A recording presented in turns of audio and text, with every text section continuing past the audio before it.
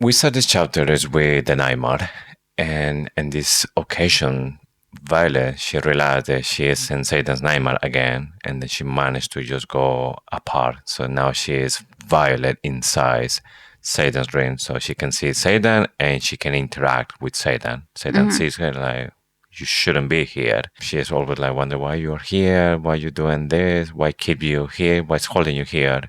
And then the sage appears, it's me. And they start having this conversation, and as we mentioned before, here is when Berwyn says to Xaden, you lost what I wanted.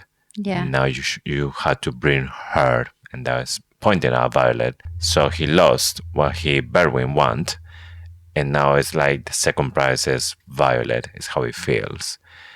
And then saying that if he doesn't do that, they had the advantage and they will kill her. I've got loads to say about this dream, so I'm not ready to wake. Move on. I'm not ready to wake her up yet. So Violet tries to wake Xaden up in the dream, and Berwyn says he can't wake up. And here's me thinking you were going to be a quick learner. How disappointing. So I think this is proof that he's a dream walker. Also interesting that anything that Berwyn can do, we can assume that Violet is going to be able to do at some point. Yes. Berwyn seems to be trapping Xaden in a dream, in a nightmare. He can't wake up. He's literally telling Violet he can't wake up. Violet is going to be able to do the same thing. She's going to be able to trap people in their dreams. Also terrifying. She's like, it's not real. It can't be hurting him. Then she wakes up, and I'm going to come back into the dream in a minute. But she wakes up and Xaden is on the bed, back arched, can't breathe. He is physically hurting him. Yes, because if the mind believes that's happening, then it happens physically. Yeah. So Violet is going to be able to do that as well. Also terrifying. So, I was like, I think she's going to be a mind walker, not just a dream walker, because dream walking isn't that terrifying. Now I'm starting to realize it probably is terrifying on its own. She might not need to do that, but she can also effectively manipulate the outcome. The bit that is really, really interesting is the fact that she realizes she needs to feel pain to wake up. She doesn't have a dagger with her. She says, if this was my dream or if this was real, I'd have my daggers. That's her lucid dreaming. So she's realizing it's a dream. She's also getting what she needs. Berwyn's eyes widen with shock when he sees the dagger. That suggests to me that might be something that Berwyn cannot do.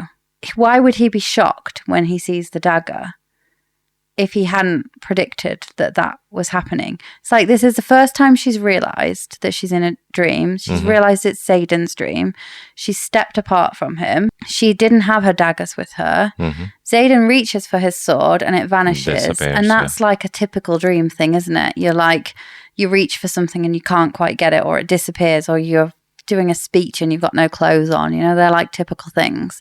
Well, the fact that he is shocked to see this dagger has appeared, that feels weird. She then stabs herself in the leg and wakes herself up. What I would like to know is, why did she not throw the dagger at Xaden to wake him up first? Because she couldn't wake him up. What would have happened if she had? Because if Berwyn had, sorry, this is getting complicated, but if Berwyn was suffocating Xaden and in the bed he was actually suffocating, had Violet thrown the dagger at Xaden to wake him up, would he have just woken up, or would he have had a physical kind of response to it, like pain? First question. Second question, what would have happened if she'd thrown the dagger at Berwyn? And would that have been a way to get Berwyn out of his head? Because what we don't know is we don't know what happens when two dreamwalkers get together. But what we do know is Berwyn's eyes widened with like, oh. So he either realized he was losing control, or she'd done something that he couldn't do, which would be amazing if he's been doing it for ages. The only other thing I wanted to mention in the dream was that she mentions a freakishly young face again, which makes me think it is either Xaden's granddad, which if we're going down this sort of Tyrandor route, then possibly is, isn't it?